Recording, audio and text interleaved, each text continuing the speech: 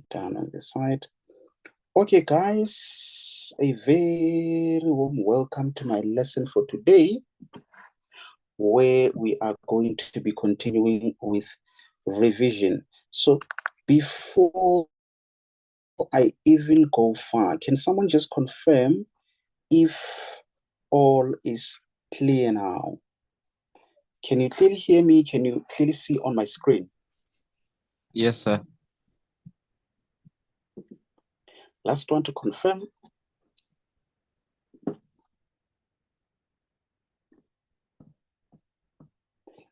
Guys, anyone available to confirm before I continue?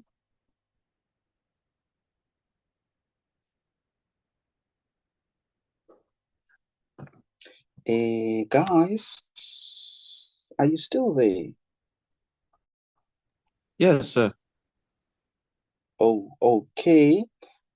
100%. I assume that all is clear on your side. So guys, without any waste of time, we will just have to go through these questions. We will see how far we can go. But this is mainly to just do a revision. You might find that some of these things we've done either in the beginning or somewhere in the middle of the year. So we might not need to go question by question or to answer the questions in the same manner that we did.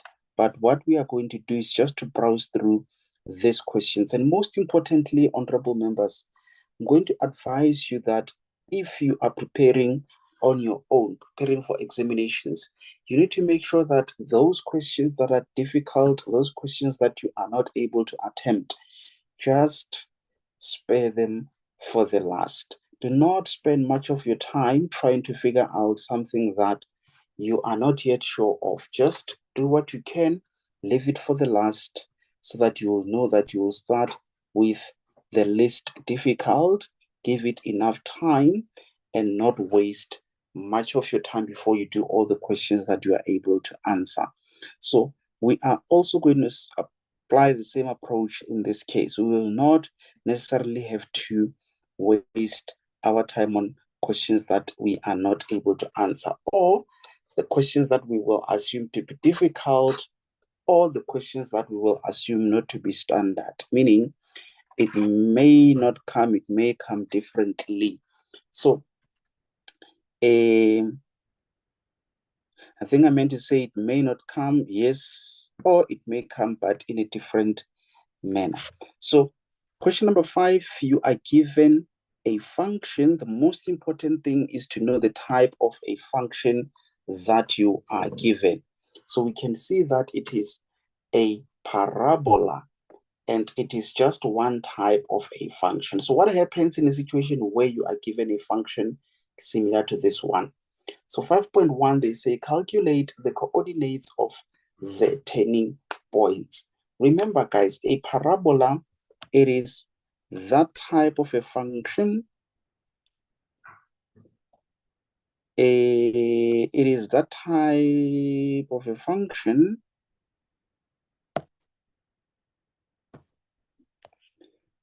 let me see. Okay, a parabola, it is that type of a function where it can either be like that, or it can be like that.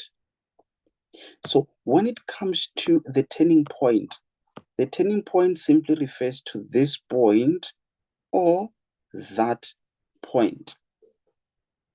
In order to find the turning point of a parabola, you will always need to remember that your final answer should be in this format, where you have your x value of the turning point and the y value of the turning point. So how do you find the x value of the turning point? You make use of this formula, which says negative x over 2a.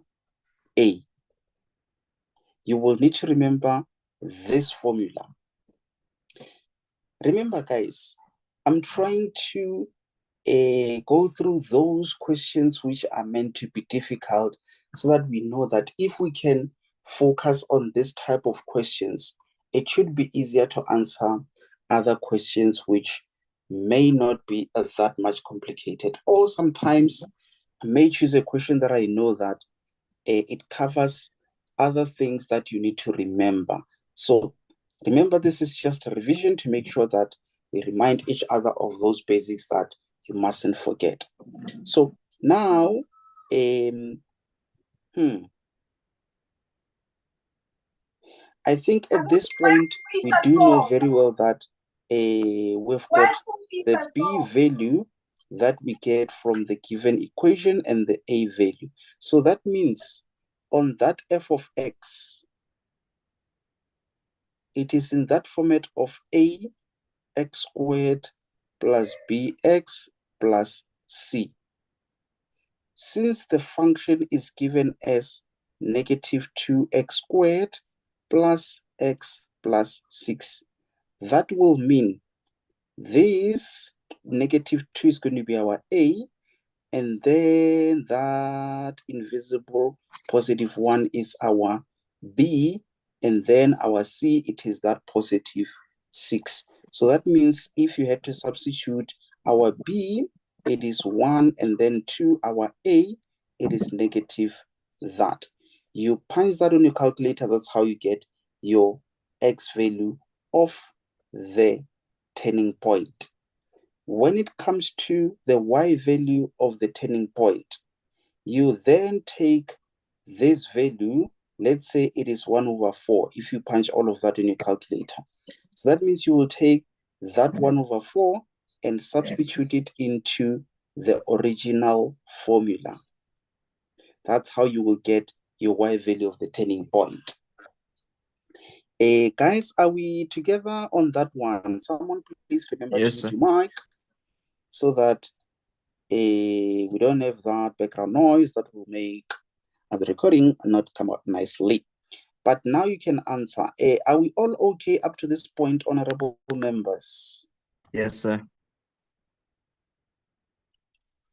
So that means this is how you will find the coordinates of the turning points if you are given an equation and you are not given a sketch or a drawing.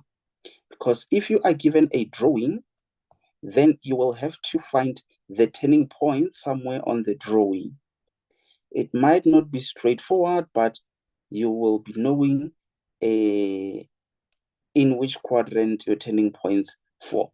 So we can safely say, okay, that question is doable, unless there's a question from some of you guys on that one. You will then let me know if there's a question. Now, let's move on to 5.2, where they say determine the y-intercept. Guys, at all the times, when you are determining the y-intercept, just say this is where I'm going to put 0 where I see x. So that means you will take that f of x, the original equation. Remember, f of x, it simply means y. It's just that it is given a name as f, so that it's easier to identify the type of a function that we are dealing with. We know that this is actually y is equals to negative 2x squared plus x plus 6, but it has been given a name. Why? Because that equation was set by Franz. So Franz said, I will call that function f of x, f for Franz. This is just in case if we have more than one function, it's easier to know which one was set by Franz, which one was set by George, being g of x, which one was set by Tloghi, being h of x. So you must just remember that f of x is simply y. So now, that means everywhere you see x, you will put that 0. That's how you will always determine the y-intercept. And you might find that the answer is that 6, because that 0 cancels that 0 cancels that, you remain with your 6. So we can say this is doable. So now, very quickly, let's look at 5.3. You see now, they want the x-intercept. You do the same way. You need to determine the x-intercept, then your y, it is equals to 0. Meaning, you now have 0, which is equals to negative 2x squared, that you plus it with x, that you plus it with 6. Can you now see, this is where the importance of factorization comes in, because you need to factorize the whole of that thing. You can obviously say you divide each side by negative, then you have a positive there because the negative cancels, you have a negative there, you have a negative there, but at the end of the day, you need to factorize this. You might find that there's a number there. In the end, you should tell what is the x value and what is the other x value, because this is a parabola, so it should have two possible x values. So what you need to remember the most is that if a question comes and it has that or they want that, where is your starting point or what do you do? Are we together up to this point, honorable members? We can then consider that as a doable question. I just want to make sure that we move quickly so that we can do 3 more questions. But up to this point, are we still together? Or any questions from your side?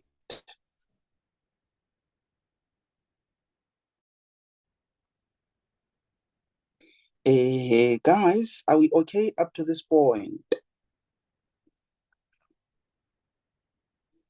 Amantle, Anesu, Bujani, Mendi,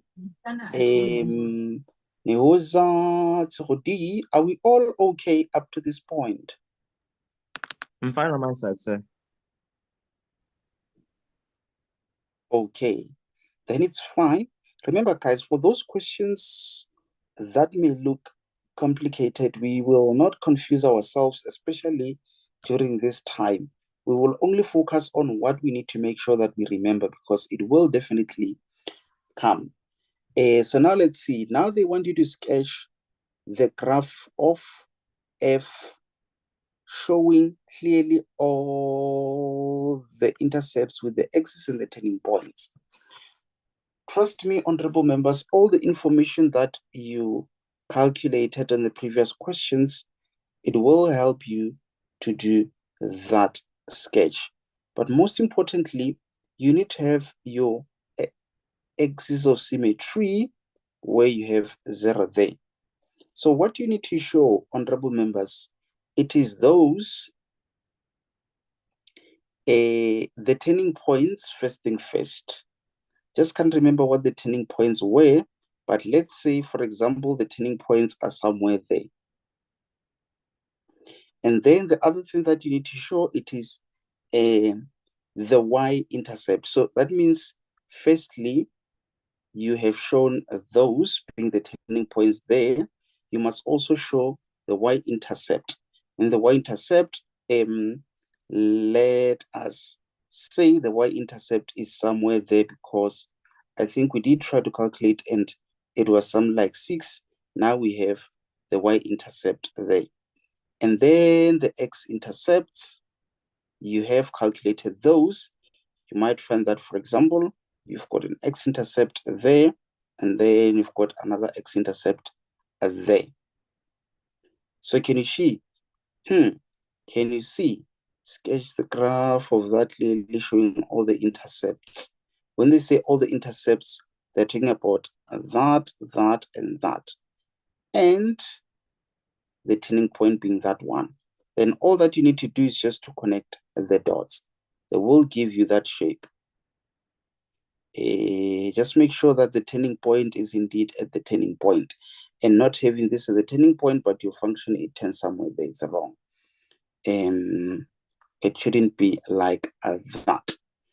Let's see. Okay, so now that's how your function would look like. Maybe you need to have those arrows to show that it continues, and most importantly, you need to say f so that it is clear that that is the function for f of x. You must show what that value is, what that value is, what that value is, and the turning points. You can do that to show those. Any questions up to this point, or are we still together, honorable members? Still together, sir. Okay. Remember, just in case if I'm losing you, let me know so that we can quickly discuss. Okay, we will consider that question to be a doable question, an easily doable question. May not be easy when it comes, but it is doable. And we're just trying to discuss what should be remembered. So now there's a question which says, determine the values of k such that f of k is equals to the k has equal roots. Okay, maybe for now, let's pick that one aside, or let us assume for it not to be a doable question. Maybe even the last one, if the graph of f is shifted 2 units to the right and 1 unit upwards to form h, determine the equation of h in the form that.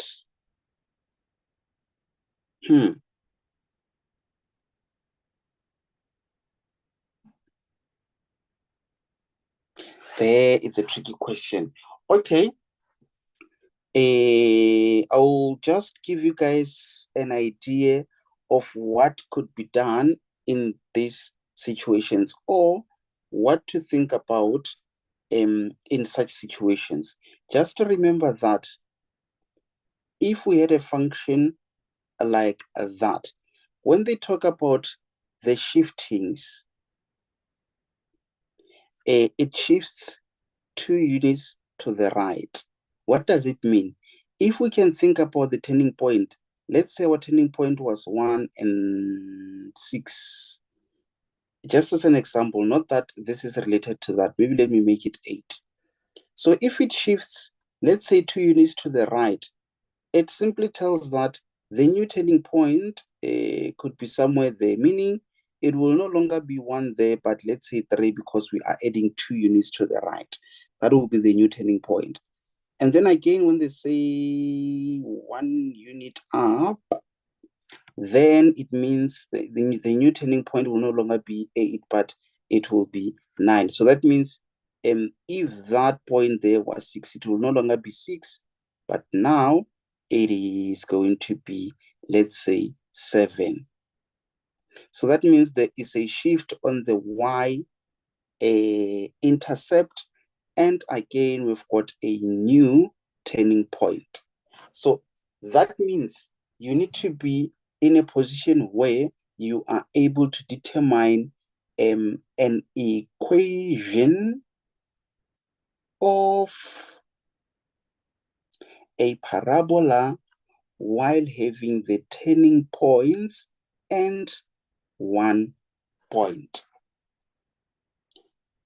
I'm just giving you a guide in terms of what you can think about, honorable members. Not that what I'm explaining is related to that specific. Let's assume these questions to be difficult, or let's assume them to be the questions that we should attend to at a later stage. So that means on this question, we will be having 4, 8, and then 11, 12. So that means we are going to be having 12 out of 17. What is 12 out of 17? I'm not able to work out that using my head. But if it is above 50%, then at least we know that, okay, for this question, we can confidently move on to the next one, and we will come back to it later. So what normally happens is that someone spends much of their time on questions that they are not confident with. And then come the next question, they've lost a lot of time already. So on my side, I do have the memo, honorable members. I know what the answers for those questions are, but I don't want to give you an answer to something that you may either not understand at the moment, or you might find that it's going to be confusing you. Some of the things you will firstly need to have a background, because each question starts from somewhere. But if you've been attending, you might be having that background. But otherwise, if not, this is not the right time to be worrying about such information. It is not good to be discovering or making new discoveries during examinations, because it might cost you a lot.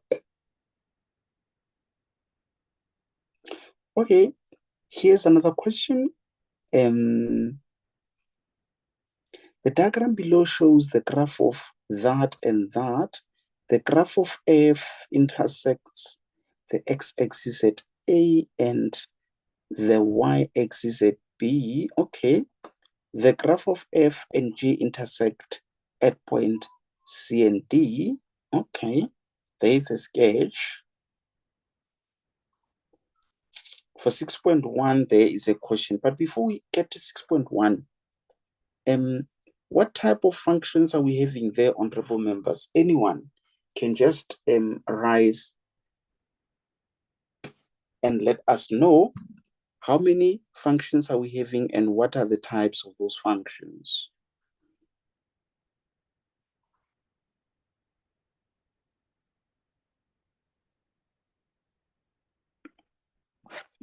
Guys,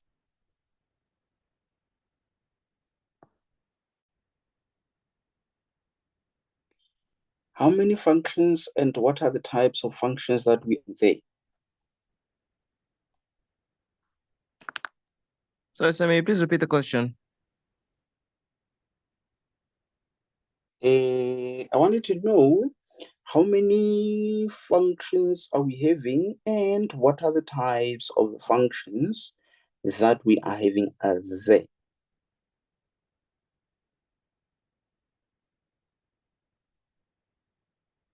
So just in case if the question is difficult, you are also welcome to rise on a point of order and say, I've got no idea, just so that I'm aware that you did get the question, but it is just not an easy thing to answer.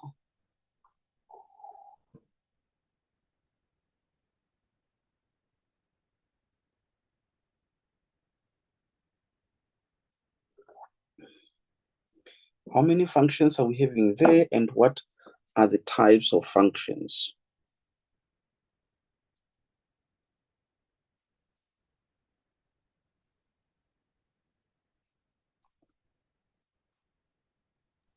Hi, sir. Yebo. I think f of x is hyperbole. Mm-hmm. I don't know what the function is, and then g of x, I don't know what that one is. I think is it not like the axis of symmetry? No, never mind. Who's speaking now? Bujani. Okay, Bujani, I'm going to give you a tip, honorable member. So always when you are given a statement and a sketch, consider that as a good opportunity, because if what you are seeing on the given statement is confusing, for now, forget about what you are seeing on the statement, but look at that graph of G. By just looking at that, you will know what the function is. Look at that G, Bujani. Look at it nicely and decide whether this looks like a parabola, exponential, hyperbola, or a straight line. So I think it's a straight line. Yeah, so That means this is a straight line. So that means on g of x, you must just know that my gradient is half, then it's half x, my c is 0. So that's how examiner tries to confuse you, but you must always know that the general equation of a straight line is y is equals to mx plus c. So that means in this case it's y, my m is half x, and then my c is 0. Does it make sense, Pujani? Yes, sir. Good, good test. I hope everyone understands there, and I'm sure you guys were being confused by that. So now, very quickly, let us try to do an interpretation of that sketch. First thing first, honorable members, when you interpret the given function or functions, the first thing that you must look for is your Cartesian plane. Which lines represent your Cartesian plane? It has to be that vertical line and that horizontal line. You see these two lines, they represent your x and y axis, and where they intersect, it is the origin, being that point. That's where they intersect. So now, anything else, it is the functions.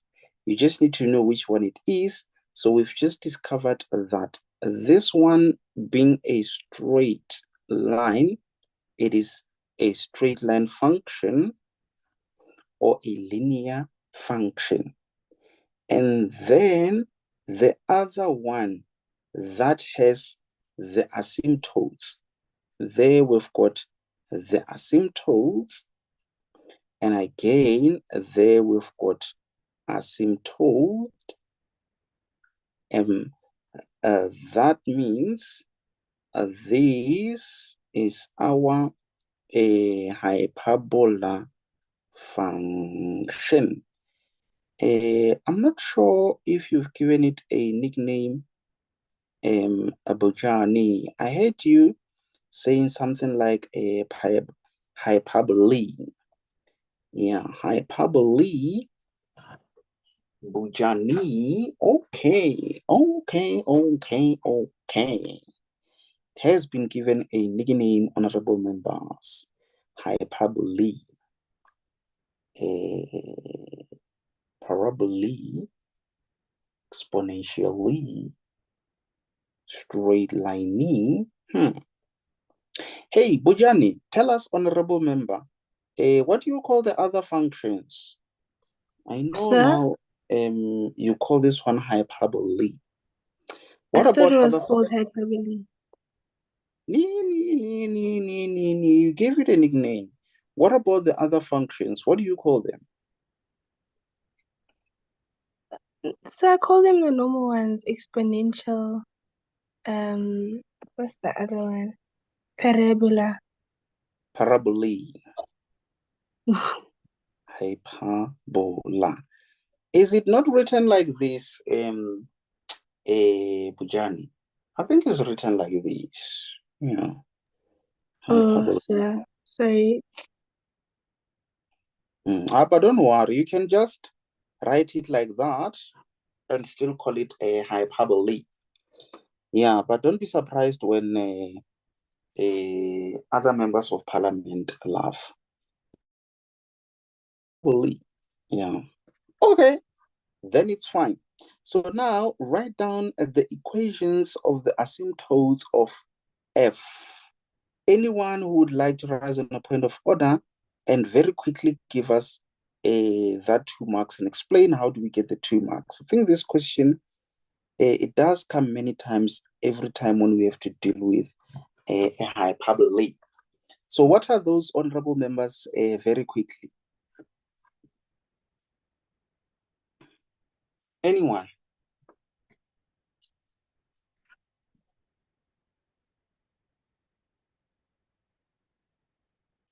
Sir. Mm-hmm. For f of x, the asymptotes are the what? The y asymptotes is it -1, and the x asymptote is -3. Yes, exactly that. Exactly that. Those are the coordinates of the asymptotes. This one represent the y value, take it as it is, and then this one, it represents then the x-axis, and you always take it with its opposite sign. So that's where those values are coming from. So now they say determine the domain of f. What will then be the domain of f?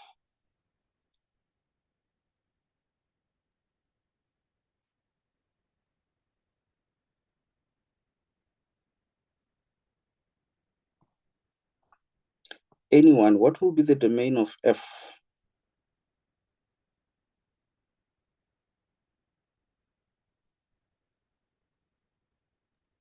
Sir, can I try?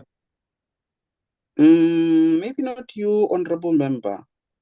I'm familiar with that voice. I know you've been getting this one correct. I'm sure you've mastered it, Mendy. You've mastered this question, eh? Yes, sir.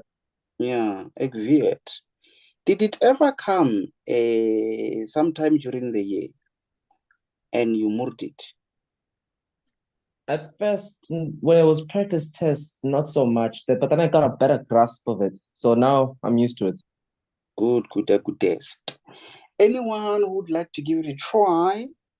Yeah, So free can 2 I marks. try? Who's speaking now? Bujani. Okay, Bujani, go for it, honorable member. So would it be x is an element of real numbers? Okay. Then x cannot equal the x asymptote, which is -3. Can you maybe explain, Bujani, in other words? It's like, yeah, in other words, how do you explain to someone who doesn't understand what do you mean by x being the real number, and why do we have to say x not equals to the x asymptote? What do you mean by that, in other words or in simple terms? So since the hyperbola cannot touch the x asymptotes, that means the graph won't go onto the line of the axis of symmetry, or the x asymptotes. I don't know, sir. 100%. What about x is the element of real number? But isn't that like your domain and range is isn't it the whole number or something? Or something. Okay.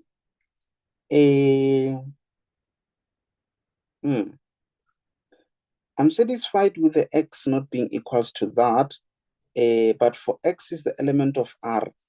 I'm not yet convinced, but let me for now say, for hyperbola,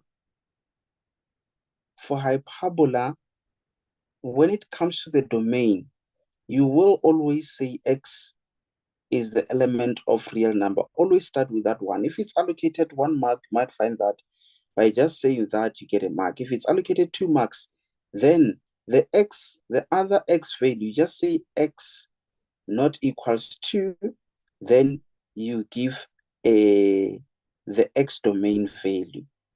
So that means your x domain value is the one that you use. So this is more like a formula to determine the domain of a hyperbola.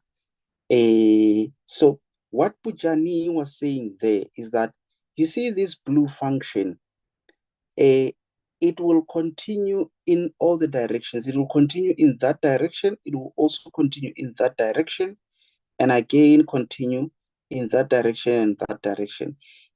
But it will never touch or cross that x asymptote. To prove it, if you substitute your x or asymptote value there, being -3, you punch on a calculator, it's going to give you an error. So it's like when we say the domain, we want all the X values which will not give you an error when you substitute there. And those values are all the real numbers except where X is equals to -3. That's why we say in all other X values, it's fine. It won't give you an error.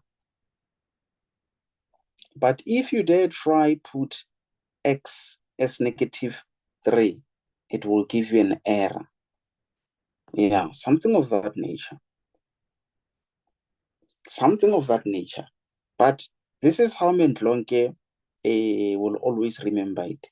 He will never get it wrong, honorable members, because he just knows that he starts with X is the element of real numbers, and then the second one, X, not where it is equals to the X value of the domain. Not X value of the domain, but X value of the asymptote. I think that's what I wanted to write there. Yes, the X value of the asymptote. Yes, because the asymptote are 2. The X and Y asymptotes. In this case, it is the X value of the asymptote. Yeah, not the X value of the domain. Yes. Okay. Guys, did you also cram it the same way? I've crammed it there. Did you guys understand what I was explaining regarding the domain? Ungasabi, in case if you did not understand, honorable member. Ungasabi. Please do let me know and I will explain.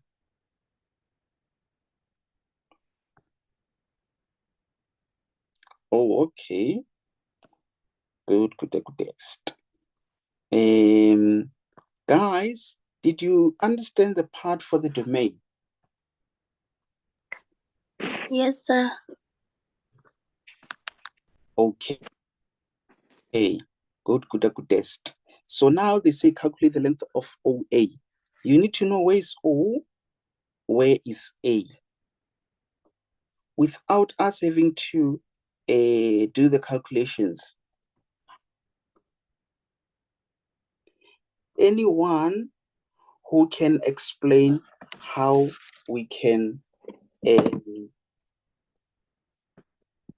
calculate the length of OA?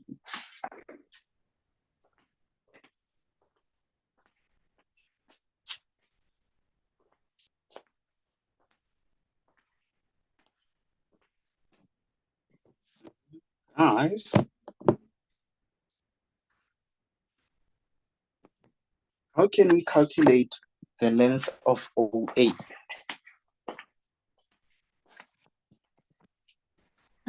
Sir, can't you look for the x-intercept of the hyperbola? X-intercept. Wait. Sorry, the honorable member. Not OA, but OB. Yes, let's start with OB.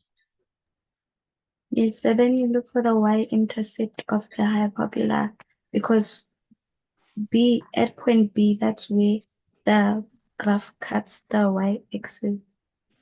Yes, exactly that. So you've just answered 2 questions. So it means OB. OB, it is the length from the origin to that point. So if you know what the coordinates of B are, obviously at BY is 0. Then you can use that value, you substitute it there. Then you solve for X. The X value that you get, it tells you the length from the origin down to that B. So you just need to remember, guys, you just need to remember that if what you are looking for is on that graph. Let's say there's a point on that graph. So anything related to X or Y that you'll be looking for, you will always look for assistance on the equation or the formula.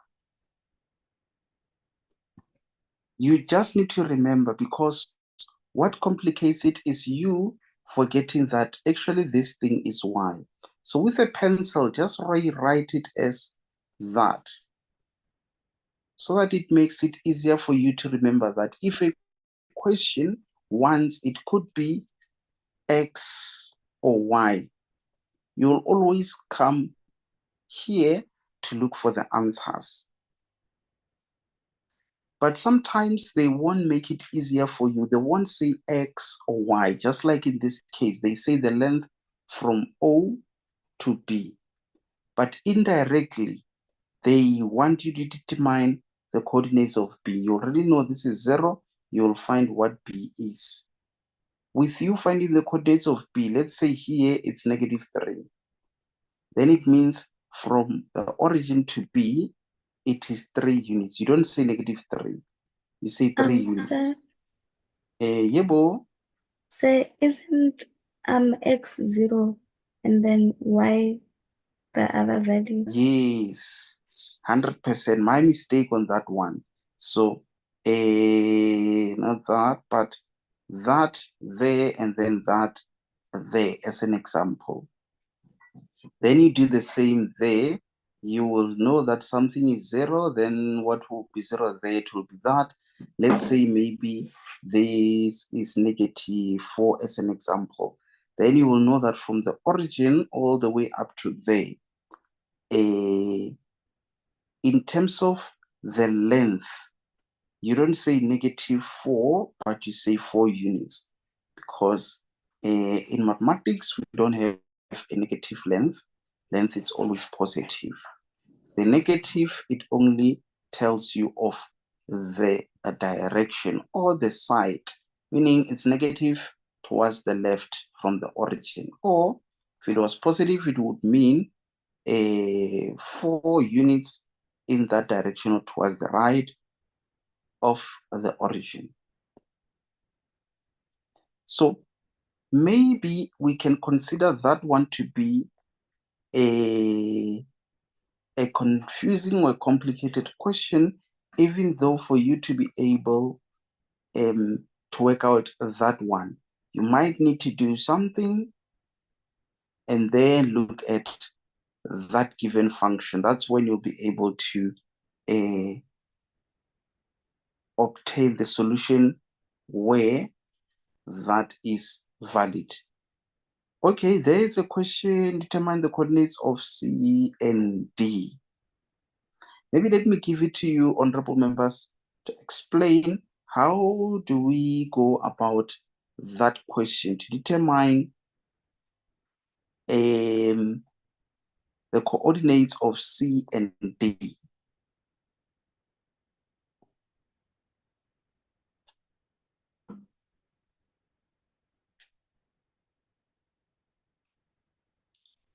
Anyone, you can just look at that and then give it a try.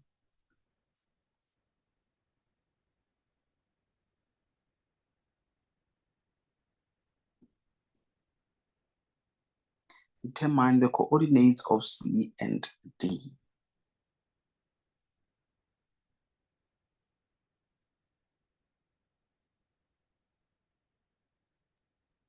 So you can say f of x is equal to g of x, because at C and D, that's where the two graphs intersect.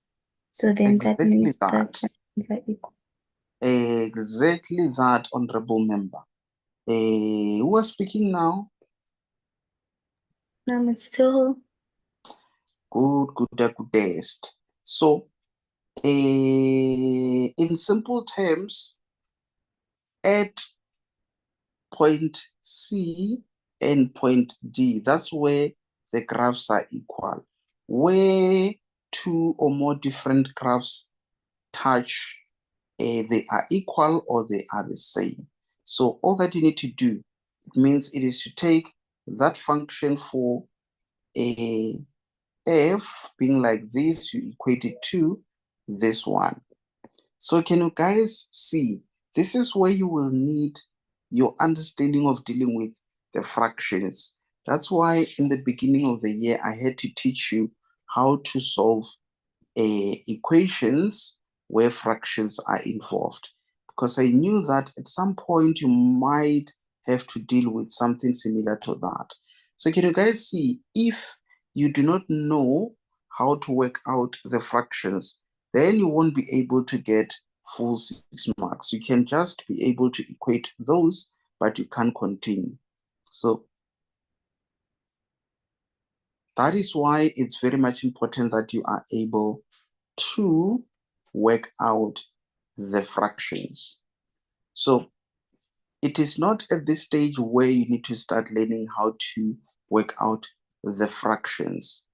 But luckily, that lesson, I think we did many of those where we were solving equations related to fractions. You can go back to that lesson and do a revision. But by now you should be able to work out the fractions. So my question now to you is, do you understand what needs to be done in order to work out the C and D coordinates?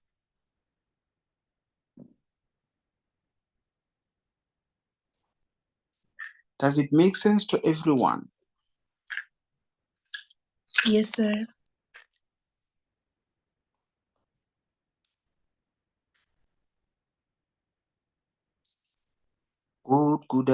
Goodest.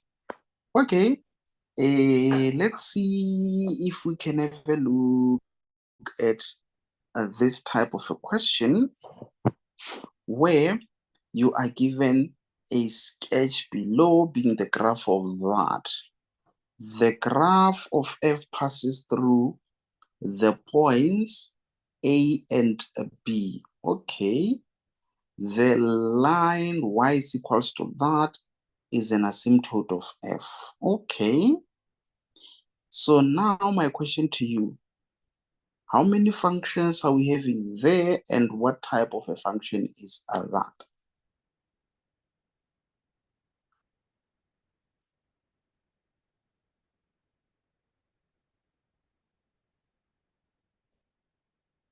Anyone? So this graph would be an exponential function. Do we not call it an exponentially? No, sir, not this one. Okay. Okay. You are correct. It is an exponential. So 7.1, they want you to show that the equation of f is equals to that. So it's like already they've given you what your final answer should look like. So indirectly, they want you to prove. You already know what the final answer should look like. It's just a matter of doing the proving. So how are we going to work out this question, honorable members? Anyone who's got an idea of how we can work out this question? Show that the equation of that is equals to that.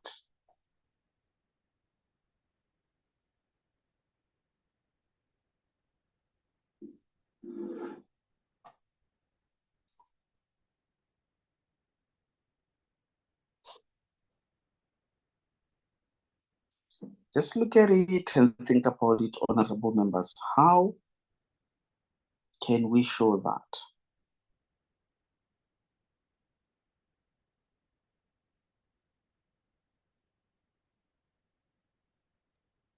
So can I try? Yes, go for it, honorable member. Okay, so when they say that sounds really bad. Sorry.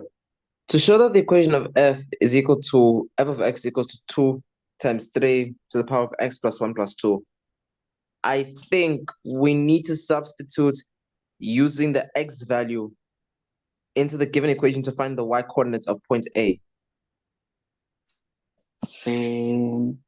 Okay, maybe let me rewrite that and say y is equals to 2 and bx plus 1 plus q. Okay, what am I going to do on that equation? First things first, sir. We need to substitute x, which equals to 1, because we are given 1 at the So point. that means I will rewrite it as that. Yes, sir. 1 there plus q. Okay. So which one did we substitute? Is it that one there? Yes, sir. Okay.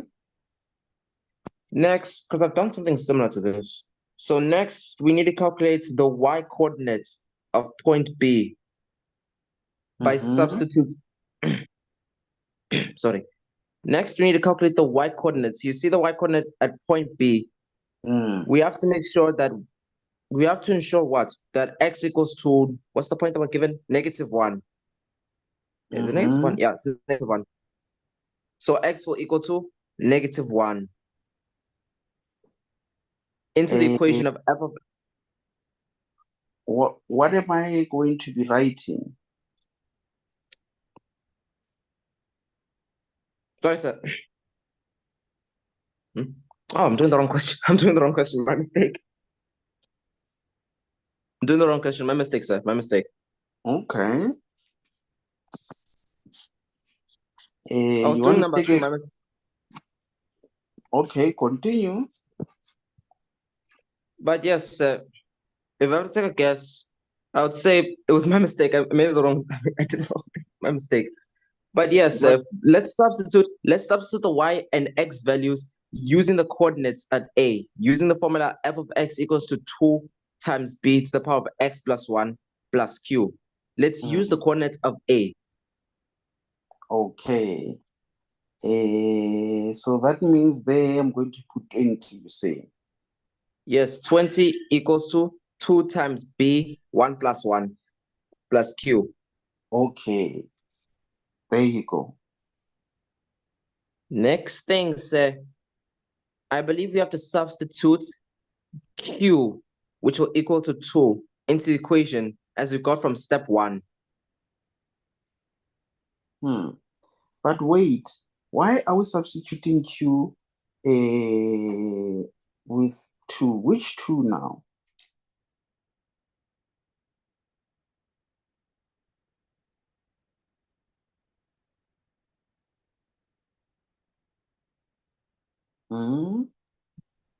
Sir, isn't he doing that because it is the asymptote of the exponential graph?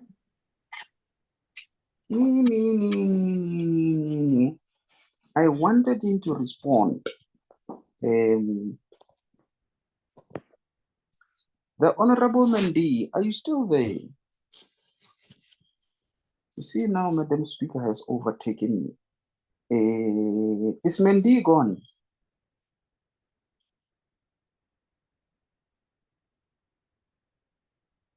Okay, then it's fine. I'm not sure who was speaking there, but you are 100% correct, honorable members.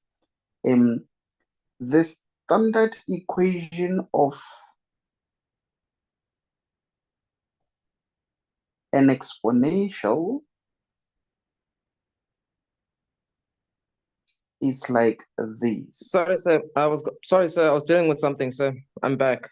Can I please respond? Yes, please do. My mistake. So yeah, as I stated before, 20 equals to 2b, 1 plus 1 plus q. We simplified the equation, right?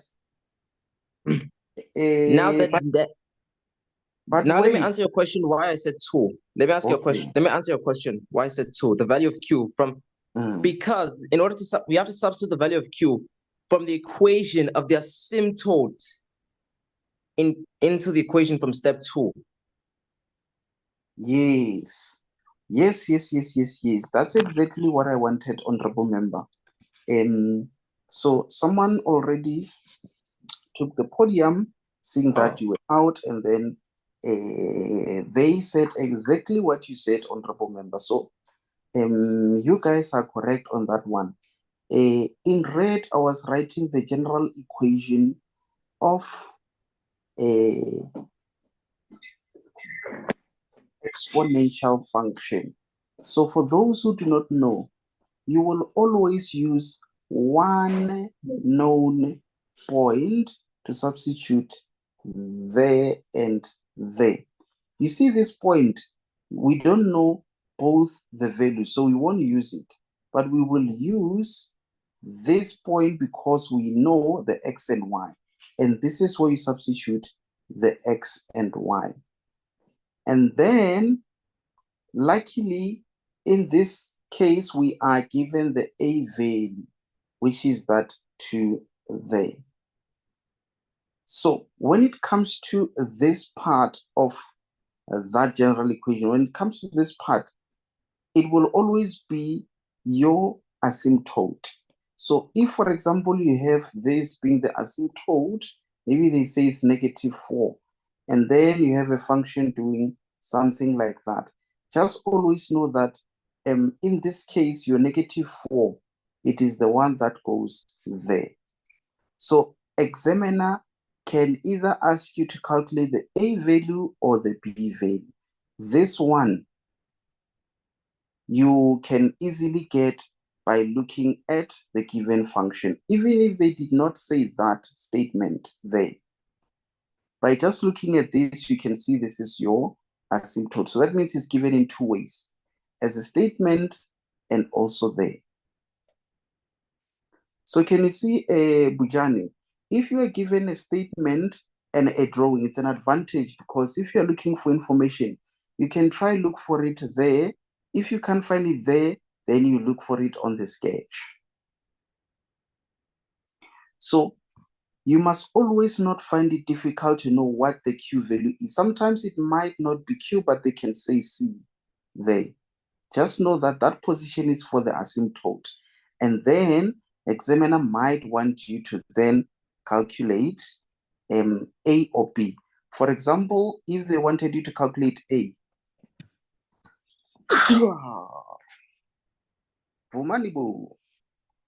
okay, they are going to say A times, and then let's say you have 3 there, X plus 1, and then they say plus Q, or maybe plus C. Can you see? If they want you to calculate the A value, the function would then look like that, where you know that, okay, this you will get from your asymptote, this you will substitute from a known point, then you use your maths knowledge to calculate for the A value, where you take that to the other side, and then you divide by the whole of this, and you will know what your A value is. Does it make sense, honorable members? Are we all okay? Or anyone who's got a question there?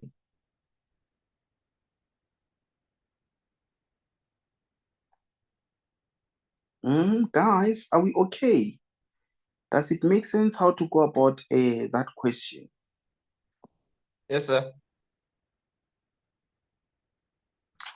Okay, then it's fine. Now they say calculate the coordinates of the point B. How are we going to calculate the coordinates or the y coordinate of point B? Anyone? Sir. Actually, this is easy. Since we already have, let's just substitute the x, but let's just use the equation from 7.1. Then, which is y equals to 2 times 3 to the power of x plus 1 plus 2. Then we substitute with the given value from point B for the x value from point B. Yes, 100%. This is an easy question, and I agree with you because it is given 1 mark. Anything given 2, 1 is just an easy one. But anything given 3 going up, with 3, you might find that you need to do 3 steps. But anything starting from 4, just know that there are some trickiness in those type of questions. but it is doable. You just need to make sure that you've practiced enough and you still remember the basics.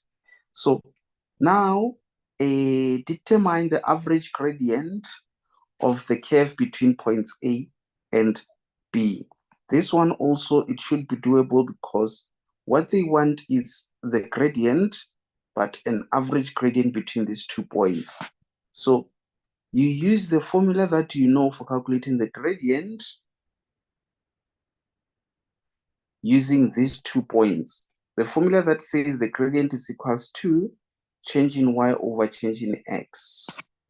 Y2 minus y1 all over x2 minus x1. That's the formula that you use using those 2 points. In case if you are not sure, check the marks. It does make sense for you to use that formula. In case, honorable members, you are not sure of something, just like this one, you're wondering whether you should use the gradient formula, the normal one, or is there a different way in which you can answer this question? It's unfortunate in our case, we were not guided enough, honorable members, but trust me when I say follow your heart. How do you follow your heart?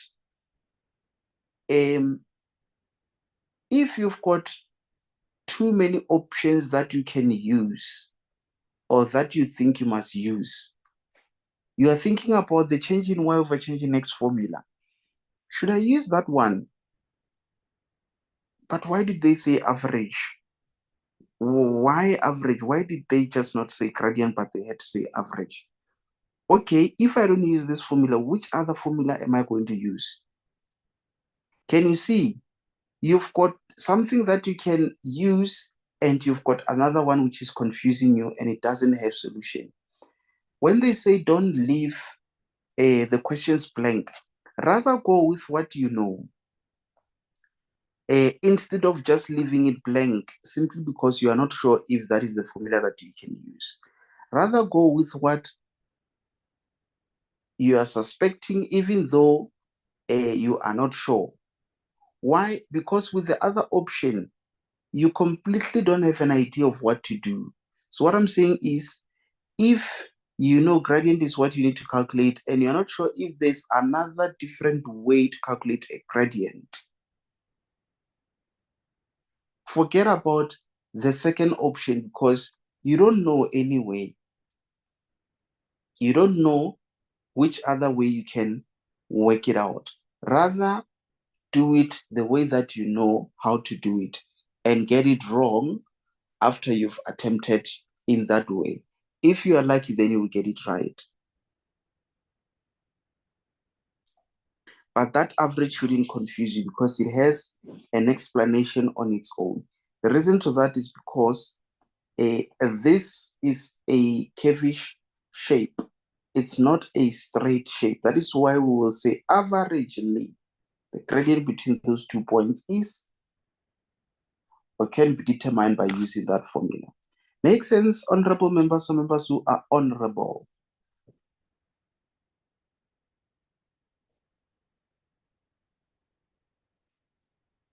I hope it does. I hope it does. 7.4, a new function h is obtained when f is reflected about its asymptote and determine the equation of h. So it's like when you reflect something, you reflect it about its asymptote, meaning it's like when you are paging, so now it will then be like that because you've just rotated it about its asymptote. So it will be something of that nature. For example, if maybe there,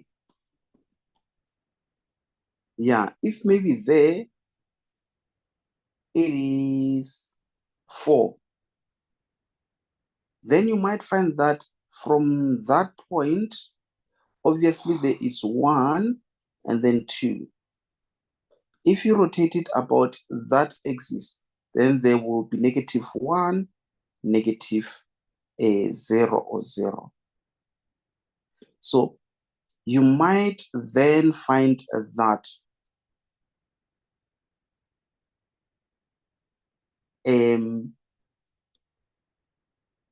on that original equation here, it maybe changes to becoming 0 there.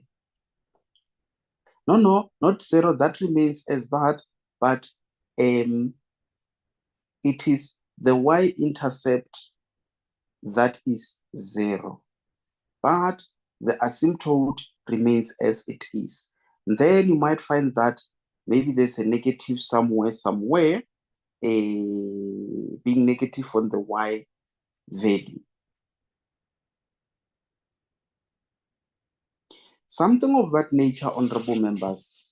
I'm thinking without having to cause any confusions, I do think there is a lesson where we did the rotations to check how does a function get impacted when it rotates about.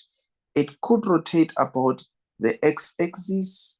In this case, it was about the asymptote. Again, a function could be rotated about the y-axis. So you might find that if it rotates about the x-axis, the y becomes negative. If it rotates about the y-axis, the x becomes negative. Something of that nature. So guys, I think we might leave it up to this point. I hope you did learn a thing or two, or you were able to remember some of the things that you might have forgotten. So guys, we might need to leave it here. Let me run away unless if there's someone who's got a question for me. Yes, sir. So what's the answer then to 7.4? Do you want the answer from the memo, or do you need a clarity on that one? Sir, like my answer is h of x is equal to -2 times 3 to the power of x plus 1 plus 2. So I'm just, if Yes. that's the answer. Yes, exactly that. Because obviously, because it rotates about the horizontal axis, then it is the y that changes a sign to become a, what is it? To become negative. That's where that negative is coming from. And then, what is it? One thing for sure, we do know very well that if it is rotating about the asymptote will not change, but it will remain as it is. Maybe let me remove this. Do you guys agree with me when I say if this thing or if this function rotates about that line, it's like you are paging it. Think of it as a book. This is the middle of the book, and then this is the page. That is the page. And then now you are opening that page about that middle of the page. So can you see when you rotate it about that, then this function, it will now be on this side. But the middle of the page does not change. It remains as it is. But as it rotates about the horizontal line, it is the y that changes.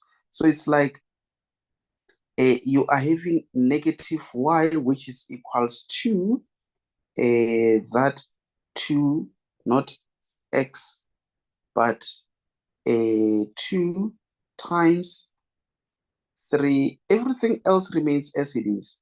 What about that asymptote? It still remains as it is. It doesn't change. So it's like it is rotating about the horizontal axis. Therefore, it is the y that becomes negative. So if, for example, it was rotating about the y-axis, then you were going to put what is it? That negative there on the x. Yes, you're going to put the negative on the x. Let's see. Yes, wait. That negative, it is actually there. Then you end up having your y, which is equals to a negative 2 into x, you close to there, x plus 1.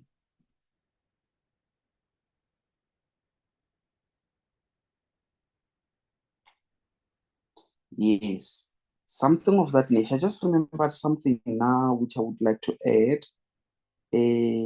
Yes, if you guys remember, we said if the a value, it is greater than 1, your function will always have a shape like that. But if you have your b value, that one, as improper fraction, or for example, as between 0 and 1, which could be 1 over 2, it could be 2 over 3. It should be easy when I say improper fraction, because improper fraction, I think, yeah, it's between 0 and 1. Then your function will take that shape. But the moment now you've got a negative, let's say a value there, that's when you'll find that maybe your function will do something similar to that. Yes, something of that nature, honorable members, or in some instances, you might be having something similar to that. That will obviously be your function being negative, and at the same time, maybe that having an improper fraction. Yeah.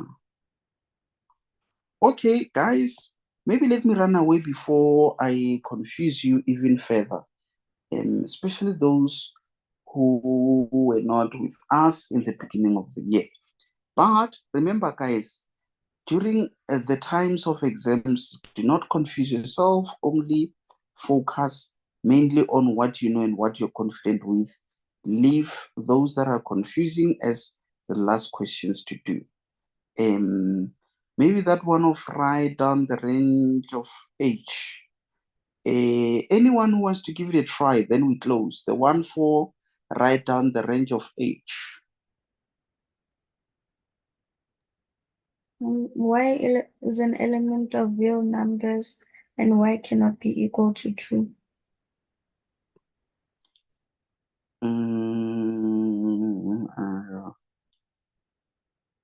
I cannot be equals to 2. Okay. Do you guys agree with that one?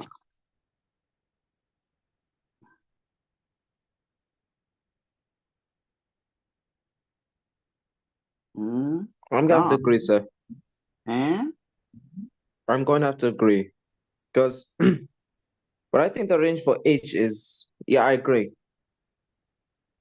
You agree.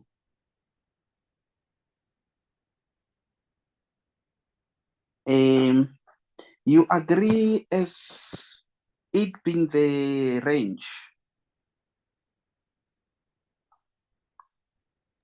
Yes, sir, because for me the range, I just got y is less than 2.